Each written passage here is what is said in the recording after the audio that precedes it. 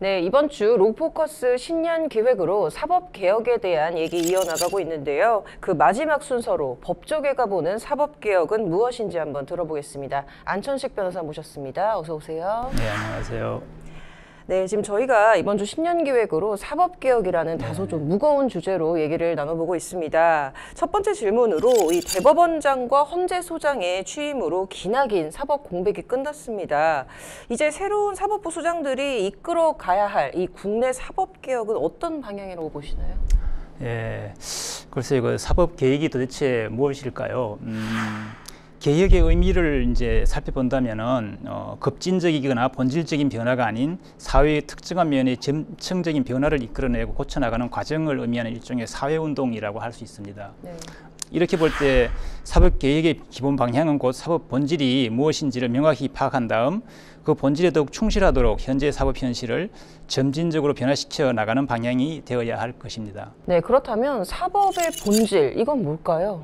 네, 사법의 본질은 공정하고 신속한 재판을 통해 국민 각자의 기본권을 보장하고 궁극적으로 사회 정의를 실현해 나가는 것이라고 할 수 있습니다. 그렇다면 신임 대법원장님, 헌법재판소장님께서 이끌어 나가야 할 사법개혁의 기본 방향은 곧 공정한 재판, 신속한 재판, 그리고 이를 통하여 국민의 기본권을 보장하고 우리 사회의 정의를 실현하는 사회가 될 수 있도록 지금의 법원 및 헌법재판소를 비롯한 법조 현실을 점진적으로 개선하고 고쳐나가도록 노력하는 방향이 되어야 할 것으로 보입니다.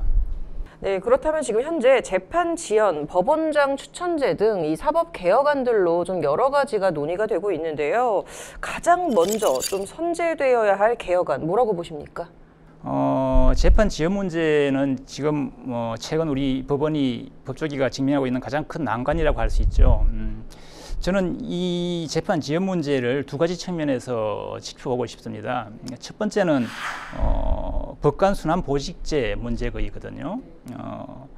법원은 대법원장을 중심으로 매년 전국 법관의 순환 보직 인사를 실시하고 있는데 지방법원에 한 2, 3년 근무, 수도권 법원에 2, 3년 근무, 그리고 서울 지역에 한 3년 근무를 이렇게 순환하는 것으로 운영하고 있습니다. 저는 이러한 법관 순환 보직 근무제가 법관의 사기를 저하하고 법관의 중앙 집권화를 통한 서열화를 가속시키는 폐해뿐만 아니라 재판 지연, 재판에 대한 책임성 계류, 법관에 대한 견제와 감시의 무마, 그리고 지방 토와의 결탁 등으로 인하여 공정하고 신속한 재판이라는 사법 본질을 방해하는 아주 중대한 요소라고 저는 보고 있습니다. 이 부분만 개선하더라도 법관의 재판 지연 문제는 상당히 해소할 수 있다고 생각되고요.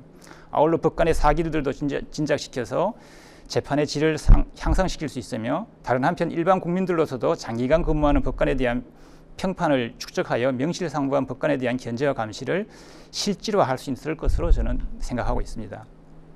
이런 측면에서 과거 향판 제도라고 해가지고 좀 트부시하던 그런 제도가 있었는데 오히려 저는 이런 부분을 활성화시켜서 이를 통해서 실효성 있는 견제 감시 장치를 제도하는 게 오히려 법원이 앞으로 기울여야 할 개혁 과제가 아닌가 이렇게 생각하고 있습니다. 네. 두 번째로 법관 수 부족 문제를 지적하지 않을 수 없습니다. 물론 이 문제는 재정적, 입법적 뒷받침이 되어야 할 부분으로 대법원장의 결단으로는 한계가 있을 수밖에 없을 것입니다. 그러나 이 부분에 대해서 아마 꾸준히 노력해야 될 것이고요. 자, 지금 좀 해결해야 될 과제들이 굉장히 산적해 있잖아요. 근데 오는 2월 있을 좀 법관 인사도 좀 관심인데요. 이 조 대법원장의 색깔이 확연히 보일 거다라는 전망이 나오고 있습니다. 어떤 인사들이 좀 개혁 의지를 보여줄 수 있을까요? 조희대 신임 대법원장님은 이제 법조계의 딸깍발이라고 불릴 만큼 많은 법조인들의 아마 존경을 받고 있는 분입니다. 네. 저는 이에 대해서 기대하는 바가 되게 크고요. 또 신임 대법원장님의 성향을 보수로 분류하는 의견도 있지만은 그분의 판결 하나하나를 분석해 보면은 어떤 특정한 이념이나 성향에 치우쳤다고 보기는 참 어렵습니다. 네. 이런 이번 법관 인사에서는 한계가 있을 수밖에 없겠지만은 장차 법관 순환 근무제 범위를 줄여나가면서 대법원장 스스로 법관 인사 권한에 대한 한계를 설정하고 또 그 권한의 일부를 각급 법원으로 이양하는 방향으로 가면 어떨까 하는 생각을 하고 있습니다. 네, 국내 사법 개혁에 대해서는 한번 여기까지 들어봤는데요. 해외의 경우 지금 어떤가요? 예, 앞서 본 바와 같이 사법 개혁은 우리 사법제도가 사법의 본질을 얼마나 충실하게 수행하느냐의 문제로서 외국의 사법제도와 단순하게 비교하는 것은 저는 별 의미가 없다고 봅니다. 네.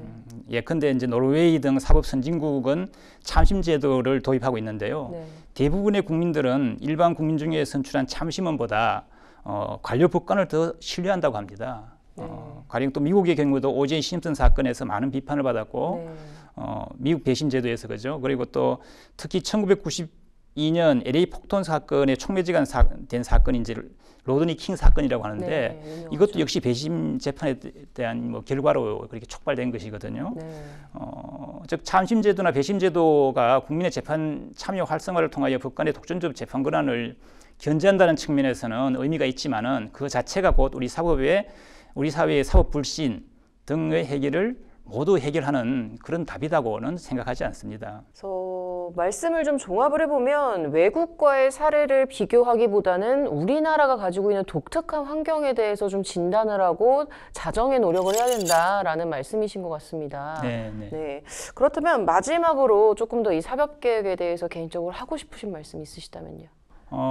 단언컨대 현직 법관들의 열정과 노력만으로는 우리 사회의 사법 불신을 일수하고 사법 신뢰의 길로 나갈 수는 없다고 저는 생각합니다. 법관도 사람인데 실수가 있을 수밖에 없고 또한 같은 법관끼리 그 실수를 제대로 발견하거나 지적하는 데는 한계가 있을 수밖에 없습니다.